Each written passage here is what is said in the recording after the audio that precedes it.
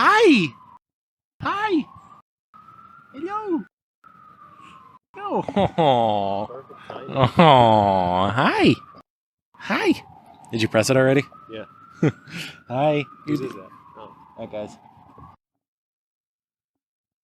All right, that was a pretty good introduction to Ridley Scott's Alien, and comparing and contrasting that with James Cameron's Aliens. I believe that one was what, 1986. Yes. Yeah. So Alien was 1979. all right, yeah, so pretty close, and also not too different, right, from the releases. Like in some ways, I think it's kind of comparable to what you get with Terminator versus Terminator 2. Also, we did that on this channel a couple weeks back, where you have one film which is kind of a more sort of classically, genre film, action oriented, that kind of thing. And the other one has a sort of a more going for it. Here you have, I think, a little bit of reverse, right? The first film by Scott seems to me a lot less of a genre film, although it still has those aspects, right? Still is fairly Hollywood in some respects, as Keith mentioned earlier before we started filming.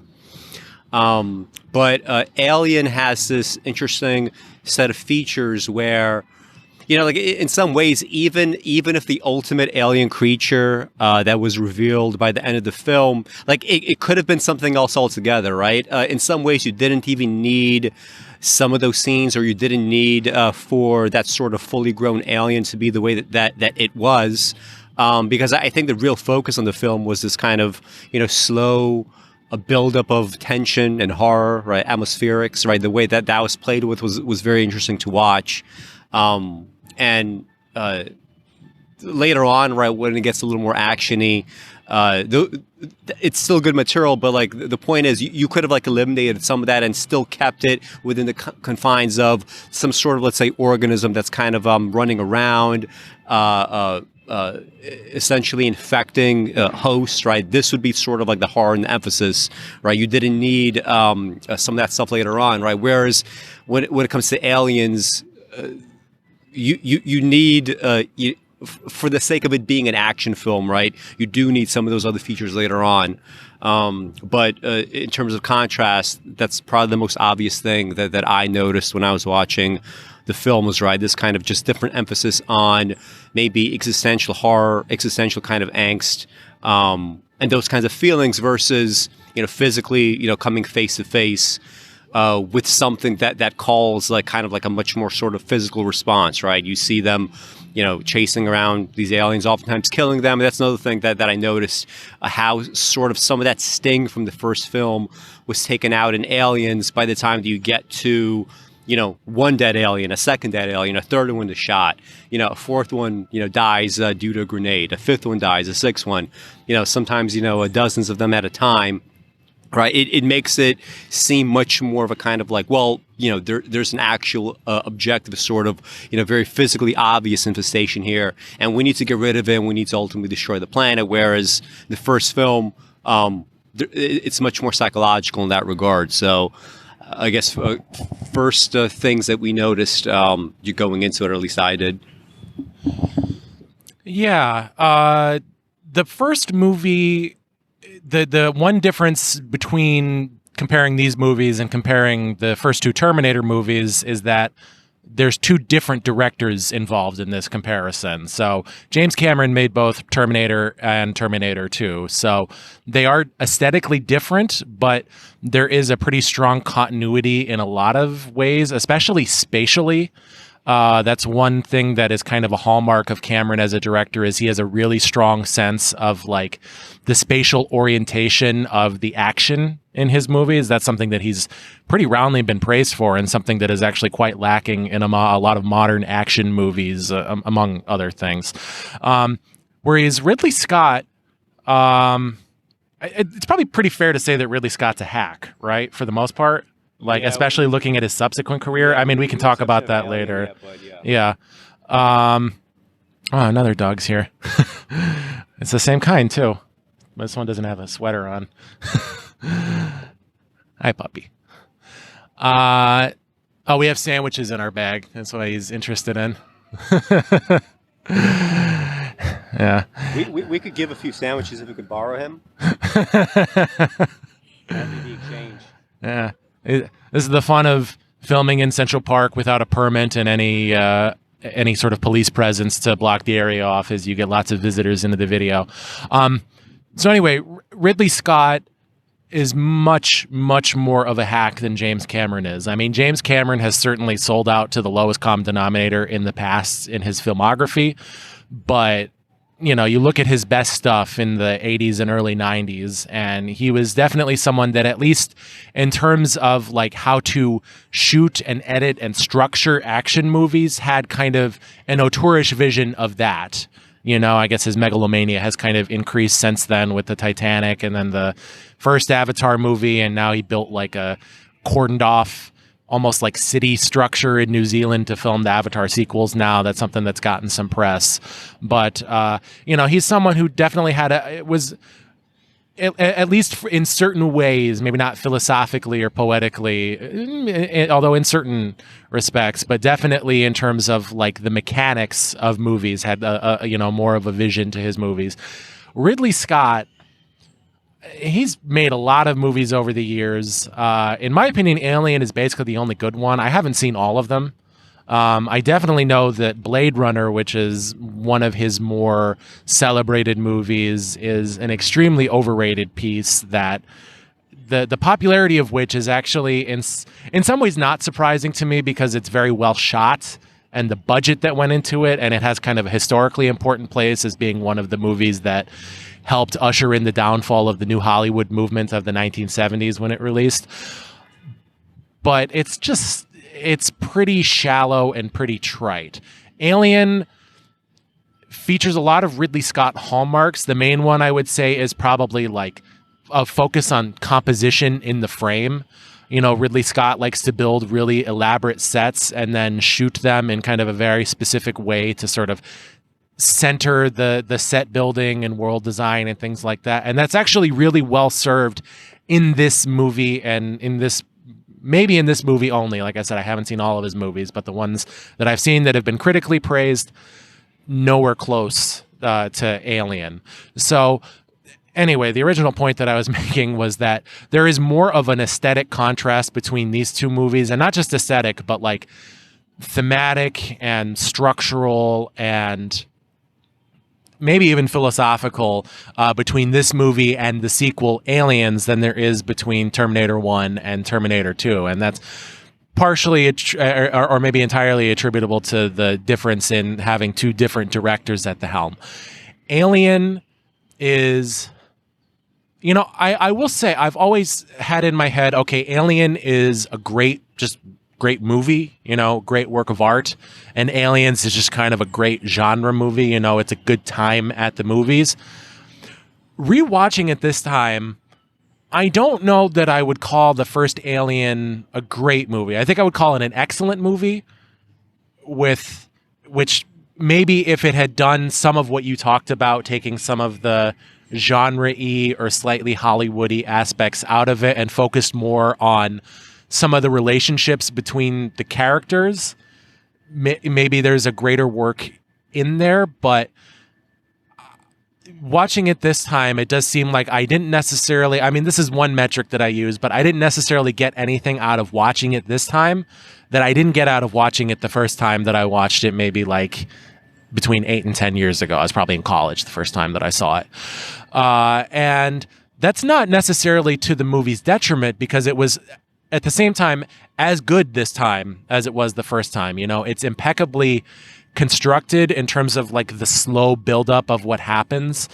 You really don't feel the passage of time at all in the movie. It's a little under 2 hours, but it breezes by. It feels like it's probably half of that, because it never stops, and it doesn't get bogged down in the world building that you see in some sci-fi movies. You know, you don't get too much exposition. You don't get too much focus on like, oh, you know, it actually becomes a bit of a problem in Aliens for me, because when I try to think about like some of the technology that they're talking about, and when you think about like relativistic physics and like how time would work for these people, like some of the time frames that get mentioned don't really to me add up, but that's more of a problem in the sequel in Aliens than it is in Alien.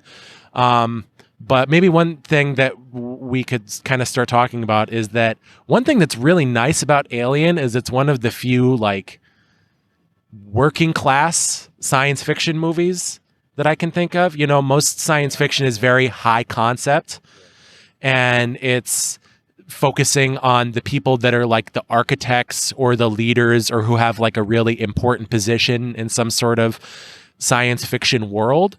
Whereas, I mean, the characters in this movie have somewhat rightfully been called like space truckers, basically. I mean, they have some degree of specialization, some degree of credentialization, but ultimately what they've done is they've taken a ship to a planet or an asteroid or some combination thereof, and they've just, or a comet, and they've mined a bunch of ore and minerals from it. I think it says 20 million tons at the start of the movie, and their job is just to bring it back home. And the fact that they're ill-equipped to handle what they encounter, but they are forced to do so according to the dictates of the owners of the capital that's invested in their project that's going to pay them at the end of it, is, you know, one of the thematic cruxes of the movie, and it is one of the things that makes it maybe stronger than it would be if it was like a more typical kind of horror setup or a more typical sort of sci-fi.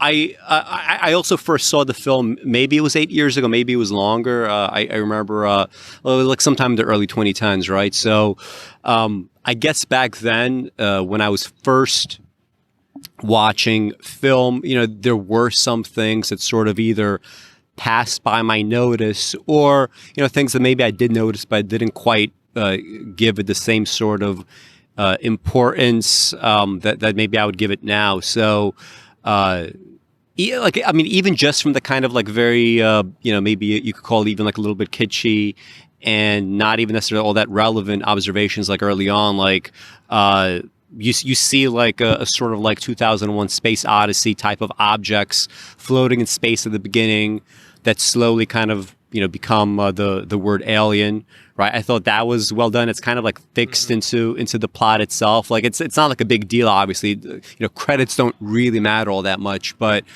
just like a little touch like that, right? I don't remember seeing that right from the beginning. Obviously it was there, but it's just one of those things that I didn't quite pay attention to.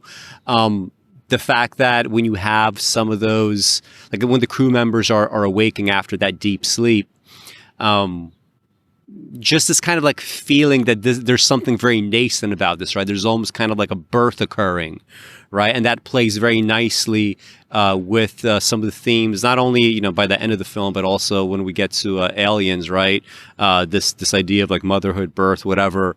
All of that is, you know, if you read all the various analyses, that's like a very common sort of trope that gets discussed. But even before we get to all that, we have again and again, right? Like, and also, you know, the secondary sort of waking, right? When I forget the name of the character that gets infected by the face planter, and yeah, Kane. Yeah, so Kane is also experiences a kind of second birth, right? So initially you have that slow sort of like everybody's like waking up. You don't exactly know what's going on just yet, right? It takes a while for the actual story, the plot lines to start kind of developing, right? So just a purely almost like audio-visual focus on that at the beginning, right, really sets the mood, really gives you a sense of the first, you know, in the first sense, it's like, well, there doesn't seem to be anything too dangerous here. But then in the secondary sense, it's like, well, you know, we're in outer space. We know that something, you know, later on might sort of happen, right? And that's an effective way of building it. But by the time that Kane awakes a second time, he has the same sort of look in his face. He has the same kind of a set of responses. But then he says something interesting, right? When he says that he kept having these sort of bad dreams about, you know, birth, right? Or either being born or something, right? Shortly before the alien jumps out of him and kills him. You know, putting those things side by side, they really do, like in a very kind of expert fashion, build up, you know, everything that's kind of going on in the background. Even some of the dialogue, like I wouldn't call it like, you know, I'm tempted a little bit to say that it's a little bit John Cassavetes-like. The reason I don't really want to say it is because, you know, John Cassavetes was very careful to give this like sense of it's dialogue that was obviously written and it was practiced again and again and again. It was written, right. It wasn't in the kind of like random ad-libbing that it gets associated with. But here you still get a similar kind of sense where they're kind of bantering to each other. The banter here I noticed was definitely better than some of the banter you get in Terminator, right? You get banter in Terminator, but here you actually have to, or I found myself having to turn on the subtitles just to hear some of those like little bits and pieces. Just like when I was rewatching Nashville, I rewatch Nashville every 4th of July. That's my 4th of July movie at home. And I turn on the subtitles simply because you get like so many like little bits and pieces, and you get the same thing here, right? And they're all kind of like bullshitting with one another. They seem to be friends, but very quickly you also get the sense that, okay, we're not really doing any kind of like classical world building in the sense of like most sci-fi try to really hit you over the head with what that world looks like. But here you get something else. You get a very kind of slow, just like a slow, or rather very, very fast strokes of like what's going on the outside. We know that they're working for a company, right? I don't know if we know the actual name of the company in this movie or if we learn of it only in the second film, but we know they're working for a corporation. We know this is sometime in the 2100s. And we know that this is like, oddly enough, like a kind of like cyberpunk sort of world, right? You don't get many of the trappings of like, whatever, maybe from Blade Runner or whatever, his later film. You don't get the same kind of cyberpunk trappings, but it's kind of implied, right? There's corporatism, it abounds, right? Corporations are powerful enough that they could, send workers out, even if these are trained workers, even if they have sort of lives at home and they're not considered non-persons, they could still flippantly, destroy everybody on board, right? Saying there was that, famous thing later on in Alien where they're like, the entire crew is expendable. We need to bring back some of these aliens for investigation. We could, build bioweapons or whatever it might be from it. So we know that the planet is at the mercy of probably some sort of cartels, right? They've clearly eaten into state power, right? Keith mentioned that this is very much a kind of blue-collar workers sci-fi film, which is true. I mean, a couple of them, they're sort of considered engineers. Later on, when the second film rolls around, Ripley at this point does not want to be in some sort of like head role. She actually wants to be a blue collar worker on the ship, right? It's less complex for her, and there's less politicking, it seems, right, based on her experiences in the first film. So that I thought that level of world building was very nicely done, right? You get tons of bullshitting, you get tons of banter. It seems very kind of naturalistic, right? It seems very easy. Some of it almost seems like it might not even been totally written. But again, that could very well be an illusion because some of the best dialogue does have that feeling of not being written in. But yeah, I mean, just like on the outside, like it is an interesting world, and you get just enough of that world. And by the time that we get to the crew itself, right, the crew, right, their interactions, granted, I don't think there's too much going on between them. Maybe there ought to have been more, right, to truly break this from like, although I don't consider a genre film, I can see places where, some of these aspects that are kind of like more sort of classical drama films or whatever, they could have been even more a little bit highly developed. But even so, I was pleasantly surprised in the second watch how much of it really sort of held up and how much of the sort of poetic audiovisual stuff that I might have missed the first time around, it really sort of sticks in your mind in a way that, although I more recently finished Aliens, some of the stuff going on in Alien just seems like it sticks with you a little bit better. Well, yeah, and I mean, I would say that Alien has had more of a cultural footprint than Aliens has.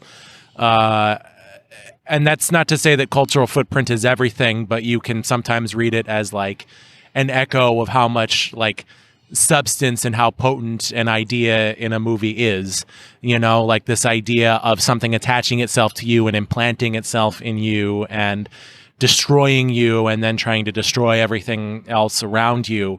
You know, there is something to that is very like viscerally affecting, even, you know, 43 years later, and all sorts of parodies and remakes and sequels and rip-offs and everything else that's come along with it. There is still something about it that is very like, you know, it kind of gets under your, to use a cliche, it gets under your skin. You know, it really, the visuals do stay with you. You know, when I was talking before, I think part of what I was getting at is like, I think I would consider it like elevated genre, you know, if that's a thing. You know, I would call it, like, if horror sci-fi is a separate genre, I would call it that. But it is a very, very elevated version of it. It's probably as good as it can be in that genre without necessarily being a great work of art, in my opinion. And the reason that I say that is the stuff that I said that's maybe not in the movie is as much. It's, you know, some of maybe like some depth to the characterization and maybe a little more specificity to some of the relationships between the characters. That might make it a worse watch. You know, it might even make it a worse movie. You know, like even a worse work of art, perhaps. And when I think of what the difference is between like genre and like high art, you know, to the extent that we're still in a space of respecting, like, you know, differences between those things. And I do think that the Academy has way overcorrected in the other direction in that, you know, like I do think there is a fair distinction to be made. When I think of what the difference is, I think it's that with genre, the choices that you make are always choices that go in the direction of making it like a better watch, a better sit.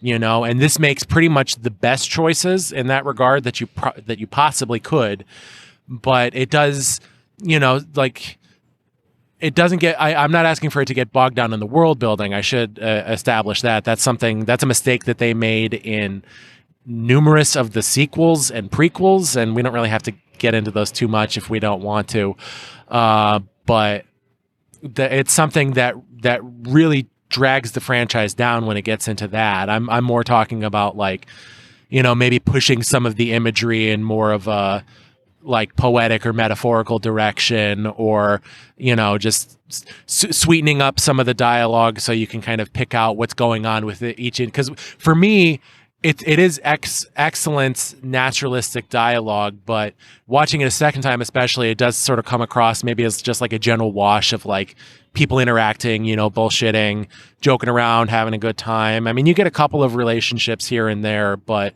there's not anything super duper developed in that regard. And it's probably to the movie's benefit, but the fact that it's like conceptually in a position where it kind of has to push itself in the direction of being a better watch rather than like going for the depth or whatever is to me, when I think of like what genre is, that's kind of like what constrains your choices in the process of making it, you know, like in terms of what concept you settled on, what script you settled on, what actors and directors and scene designers and composers and things like that you've picked in the process of getting the movie made in the first place. And that's not to say that there aren't genre movies that are great works of art.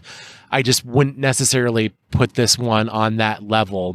I had seen less movies when I first saw it, and I thought that, you know, I do think I've seen more stuff that kind of pushes the envelope a little bit more. One thing that we talked about before we started talking was the 1978 remake of Invasion of the Body Snatchers, developed by Philip Kaufman. And that is a movie that I think is both like, it maybe started out like the original is definitely a genre movie. The original Invasion of the Body Snatchers is definitely a sci-fi movie, you know, a genre movie. But that movie really pushes it very far in the direction of both capturing and critiquing a culture using the concept that it has. And there is a bit of that in Alien, but not as much as in that one. And that's kind of the distinction that I think I would make, you know, is that there is kind of a little more substance and a little bit depth to that one that Alien is probably the better for lacking, but also that's telling of what it is. In terms of some of this, I'm talking a lot. I'll finish shortly. In terms of some of the stuff that you were talking about, I definitely think there's a siren going off over there. I definitely think that some of the, the talk of maternity and pregnancy and birth giving and things like that, those are kind of the affective core of the movie, what really makes it stick. But for me, it's more kind of what you were talking about, like the sense of who are these people and how did they get here? It's the sense that they have to do something. The core of the movie is that they are traveling back with this mineral ore, 20 million tons of mineral ore, to Earth, but the computer picks up a signal indicative of intelligent life. And they have a rider in their contract that says if they encounter anything indicative of intelligent life, they have to investigate it, or they don't get paid out their share of the profits of the ore that's been extracted that's going to be sold on whatever marketplace exists in this future spacefaring civilization. So even though there's one person that is ostensibly a scientist named Ash on board, otherwise they're probably not especially qualified to do this, or even to make especially potent observations about whatever it is that they encounter. It seems, based on what we see, that they just kind of have to do a cursory investigation and then bring the data back. But nevertheless, they are compelled to do this, even though none of them really seem to want to do it, and none of them are especially good at doing it, as shown by the fact that the second that they encountered something a little bit more complex, one of them immediately gets attacked by it. They don't have the sense that, like, oh, this is really, pardon the pun, alien to us. I don't, what are these eggs that we found in this ship? Maybe we should stay away from them. Maybe we shouldn't go near them. They just don't have that sense that a scientist or a professional explorer or someone like that might have. And so to the extent that the movie is about stuff other than kind of the central metaphor that we were talking about, it's the sort of increasingly dangerous situations that people get subjected to as a result of the dicta of capital, of their managers, of their owners, as it were. And that is an extremely compelling component of the movie to me, that really gives me an investment in the action and horror that happens later that you often don't have in action or horror movies, where the characters are just annoying. They're privileged in some way.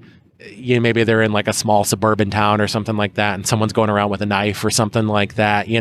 Hard to care about that. But as a nurse in a hospital, if somebody told me that there was like a toxic spill in the sewers under the hospital and I had to go do something about it or interact with it in some way, I think I'd be a little bit miffed, and I think that I would probably stumble into equivalent kinds of problems relative to that task that these people do. So definitely it hits you on a gut level in a way that most horror movies do not. Yeah, to just touch on, like for example, when I was listening to them talking about this clause in the contract, like immediately it seemed as if there is some sort of like body of maybe international law that demands that if there's some kind of distress signal, even if you don't know its actual origins, you have to go out and check it out, right? Beyond like beyond not getting anything, any like bonuses or whatever in your contract, whatever it might be. There's also this idea that if we're dealing with some kind of situation where the state is either a little bit irrelevant or just made less powerful in some way, or let's say everything is just kind of like super cartels essentially, right? These kind of like criminal corporate cartels, they might just be sort of like pushing the role of governance, right? Pushing the role of what government ought to be doing, right? Which is providing for things that making accommodations that regular people can't make for themselves or collectively, whatever, right? Here, this is sort of being pushed out in very kind of, like non-optimized fashion on, like to people that should not really be doing it, right? They should not be checking out distress signals if they're not armed, right? If we know that this is like an ongoing thing, like we see like these like plasma rifles or whatever in the later movie. We know that there's like some sort of like warlike situations that are ongoing. If they're not qualified to do that, the only reason I can imagine they're being pushed out anyway is that's simply how, this new world works, right? If government is not powerful enough here, and if companies are operating maybe on the very thin sort of profit margins, and they have to do things like sacrifice an entire ship or whatever, for the sake of like maybe getting this opportunity to develop a bioweapon, maybe they're pushing some of these responsibilities on, individual actors. Right. So just like even like none of this is made explicit in the film. Right. This is all kind of coming out of my own head. But the fact that there's just enough world building. Right. There's just enough of those kind of brief sketches where you can, extrapolate all the stuff that I just said and make it meaningful and make it relevant to the characters. Right. And especially in light of some of the kind of decisions that were made with the dialogue.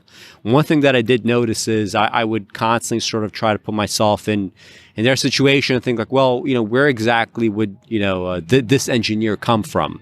For example, there's like there's a black actor there, and it made me think immediately like, well, is there some sort of racial thing going on the planet or wherever it is that they're staying?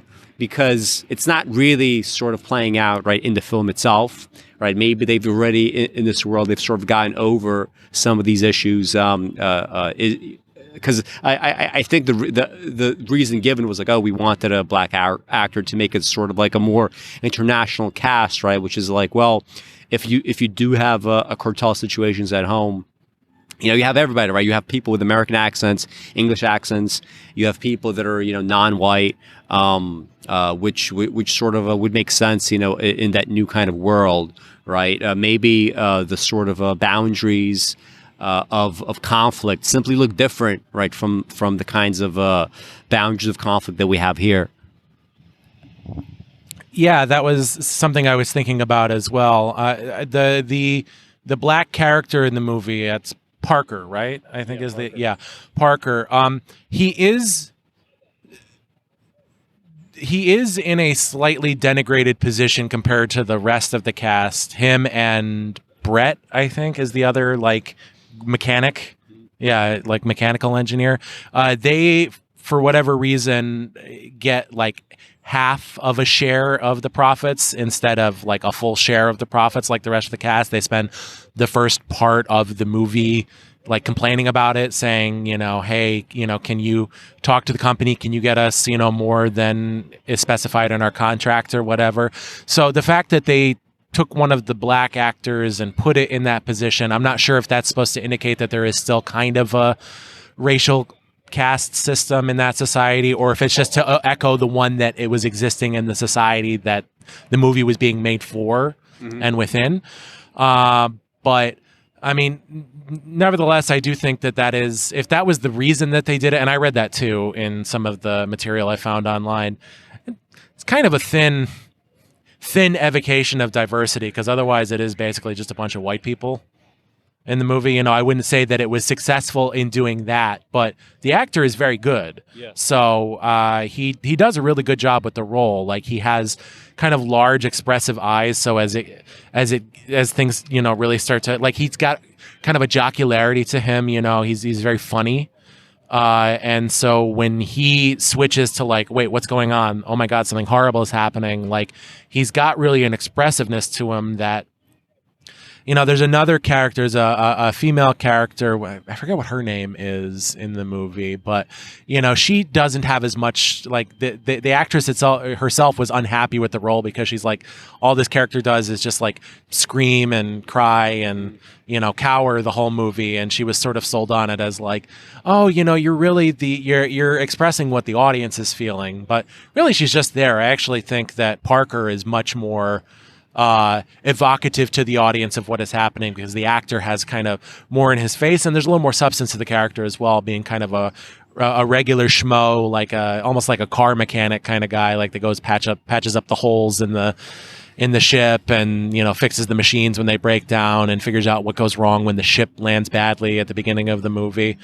But thinking about the situation of like what this world would be like, it almost seems like kind of what we're heading towards now. I mean, the viability of like government is not what it was at the middle of the 20th century. Like in some ways it's much bigger than it's ever been. In some ways it has much more surveillance capability than it ever has, and in some ways there is less